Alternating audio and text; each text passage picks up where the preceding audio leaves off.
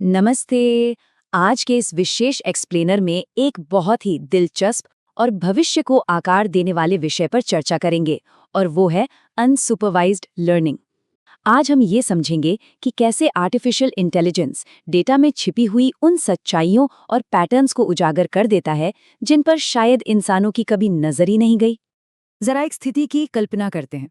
अगर एक AI system को लाखों डेटा पॉइंट्स दे दिए जाएं और मजे की बात यह है कि उसे बिल्कुल न बताया जाए कि खोजना क्या है, तो आखिर क्या होगा?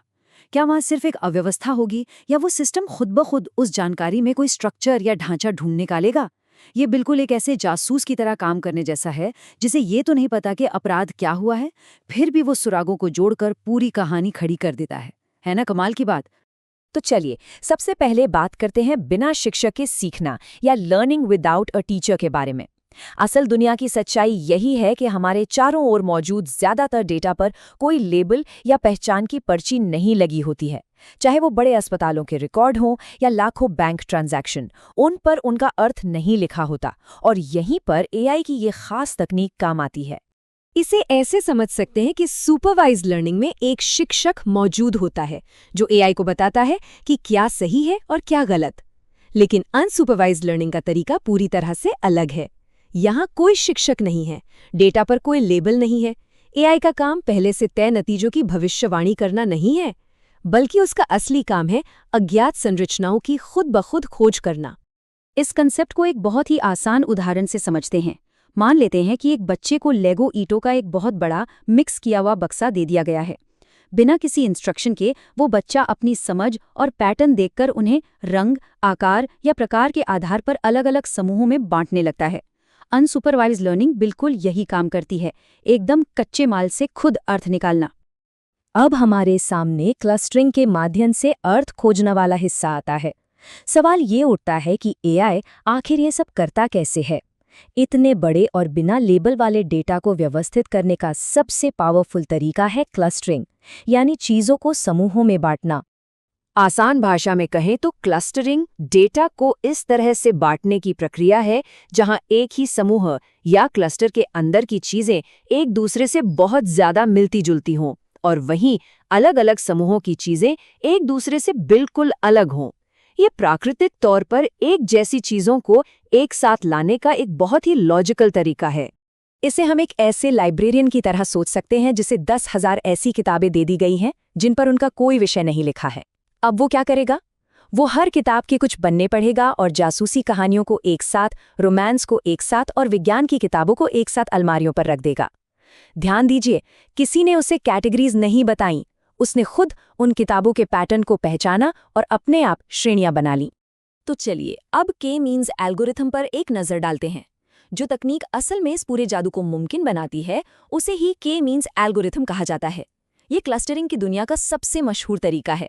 इस एल्गोरिथम को समझने के लिए एक नक्शे की कल्पना करते हैं जहां कई गांवों के बीच हमें 3 अस्पताल बनाने हैं। सबसे पहले नक्शे पर बेतरतीब ढंग से यानी रैंडमली 3 अस्पताल रख दिए जाते हैं। उसके बाद हर गांव अपने सबसे पास वाले अस्पताल से जुड़ जाता है। फिर हर अस्पताल को उन गांवों के बिल्कुल सेंटर या बीच में खिसका दिया जाता है। अब जगह बदलने से कुछ गांव किसी दूसरे अस्पताल के करीब आ जाते हैं तो वो फिर से नए अस्पताल के साथ जुड़ जाते हैं।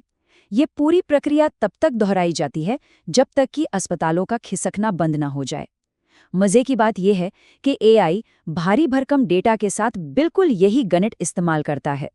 लेकिन यहाँ एक बहुत ही महत्वपूर्ण बात है जो याद रखनी चाहिए।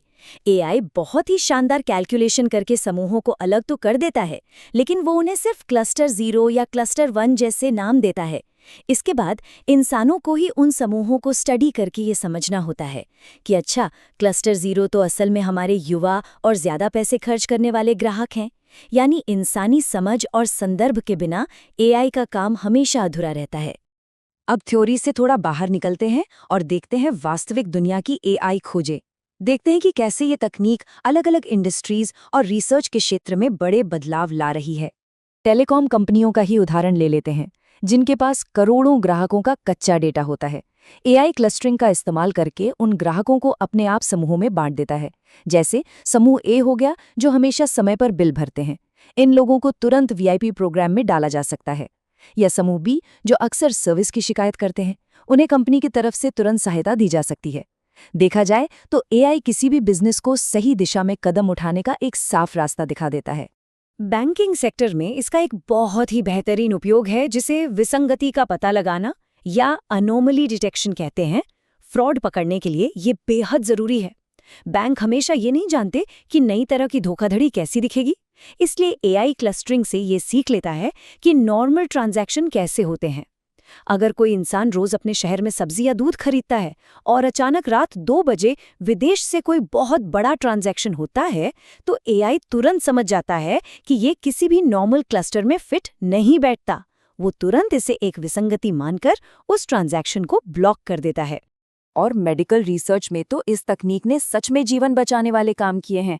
एक बार जब रिसर्चर्स ने ट्यूमर के आनुवांशिक डेटा को अनसुपरवाइज्ड लर्निंग एआई के हवाले किया, तो पता है क्या हुआ? उसने स्तन कैंसर के 4 बिल्कुल अलग सबटाइप्स या उपप्रकारों की खोज कर डाली, जिनके बारे में मेडिकल साइंस पहले जानता ही नहीं था। किसी ने एआई को ये खोजने का टास्क नहीं दिया था, उसने खुद इस छिपे हुए पैटर्न को दुनिया के सामने रखा, जिससे अब मरीजों का कहीं ज्यादा बेहतर और सटीक इलाज संभव हो पाया है। हर सिक्के के 2 पहलू होते हैं, तो चलिए अब बात करते हैं नैतिकता और ब्लाइंड स्पॉट्स की। जब भी हम ऐसे एल्गोरिदम इस्तेमाल करते हैं जो डेटा को अपने आप समूहित करते हैं, तो उनके खतरों को समझना बहुत ज़रूरी हो जाता है। यहाँ सबसे बड़ा जोखिम यह है कि एआई केवल वही पैटर्न ढूंढता है जो डेटा के अंदर पहले से मौजूद होते हैं। अगर ऐतिहासिक डेटा में कोई भेदभाव या पूर्वाग्रह छिपा हुआ है, तो एआई बिना जाने समझे उन्हें आगे बढ़ा सकता है। उदाहरण के लिए, वो लोगों के पिन कोड को उनकी नस्ल या आय के आधार पर एक ही ग्रुप में डाल सकता है, क्योंकि मशीन के पास इस बात का कोई संदर्भ नहीं होता कि वस्तुएं आखिर समान क्यों हैं। अंततः ये सिर्फ और सिर्फ गणित है, इसमें कोई मानवीय समझदारी या भावना नहीं है। इन सब कमियों और चुनौतियों के बावजूद हम इस बात से इनकार नहीं कर सकते कि ये तकनीक सच में एक खोज की महाशक्ति या डिस्कवरी सुपर पावर है। एक बहुत ही गहरी और सटीक बात कही गई है कि सुपरवाइज्ड लर्निंग इस बात की पुष्टि करता है कि क्या ज्ञात है, जबकि अनसुपरवाइज्ड लर्निंग ये खोजता है कि क्या नहीं है। सच में ये एक लाइन पूरे विषय का सार है। सुपरवाइज्ड लर्निंग हमें उस चीज में परफेक्ट बनाती है जो हम पहले से जानते हैं, लेकिन अनसुपरवाइज्ड लर्निंग हमें वो दुनिया दिखाती है जो पूरी तरह से अदृश्य थी, जिसके बारे में किसी को भनक तक नहीं थी। बिल्कुल अज्ञात की खोज करना ही एआई की सबसे दुर्लभ और मूल्यवान क्षमता है। और सबसे मजेदार बात यह है कि हम लोग हर दिन इस अदृश्य आयोजक या इनविजिबल ऑर्गेनाइजर के साथ बातचीत करते हैं। नेटफ्लिक्स पर जो मूवी रिकमेंडेशंस आती हैं, वो दरअसल उन लोगों के क्लस्टर से आती हैं जिनकी पसंद एक दूसरे से मिलती जुलती है। या फिर फोन पर आने वाले बैंक के फ्रॉड अलर्ट्स, वो सब अनॉर्मली डिटेक्शन का ही नतीजा है। ये तकनीक आज हमारी डिजिटल जिंदगी के हर एक हिस्से को बड़ी ही खामोशी से आकार दे रही है। तो अब इस एक्सप्लेनर के अंत में एक बहुत ही बड़ा और विचार करने योग्य प्रश्न खड़ा होता है।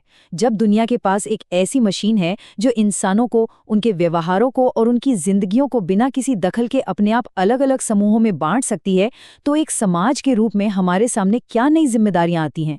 ये सवाल सिर्फ तकनीकी नहीं है, बल्कि इंसानी वजूद से जुड़ा हुआ है। इस पर सोचने के लिए बहुत कुछ है। आज के इस एक्सप्लेनर से जुड़ने के लिए बहुत बहुत धन्यवाद। ऐसे ही सीखते रहें और नई चीज़ों की खोज करते रहें।